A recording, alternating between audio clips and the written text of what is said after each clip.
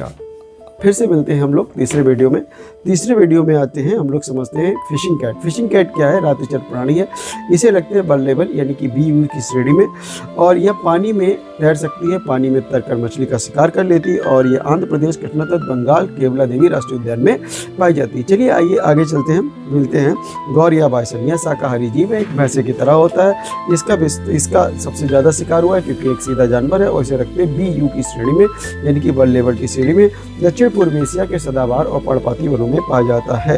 चलिए आइए आगे जानते हैं कुछ विशेष जानवर हैं जिनके बारे में जानना जरूरी है क्योंकि ये पेपर में आ सकते हैं। नीलकंठ की बात करें, दशहरा पर हिंदू धर्म में देखना इसे शुभ माना जाता है। नीलकंठ को हम लोग इंडियन रूलर बर्ड भी कहते हैं। इसे लिस्ट कंसर्न यानी कि LC की श्रेणी में रखते हैं, और यह जो है तेलंगाना में इसकी प्रदर्शनी होती है, जिसे भारत सरकार ने अभी हाल फिलहाल में मना कर दिया है और इसे दंडनीय अपराध माना गया। कर्नाटक, तेलंगाना, आंध्र प्रदेश, उड़ीसा में भी ये पाया जाता है।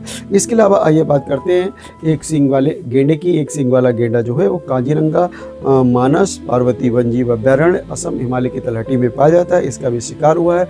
इसके सींग की उत्तेजक दवाई बनाई जाती है, जिसके कारण इसका शिकार ज़्यादा हुआ है, और इसके शिकार के कारण इसे जो है वो वल्नरेबल की श्रेणी में IUCN ने रखा है। अब सरकार ने बहुत बढ़िया काम किया। इसके सींग में जो यूरेनियम जैसे तत्वों को इंजेक्ट कर दिया है, जिस वजह से अब इसका अगर कोई शिकार कर लेता, सींग ले भी लेता, तो इसकी पीढ़ियाँ खराब हो जाएंगी। तो इस वजह से अब इसका शिकार में कुछ कमी देखी गई।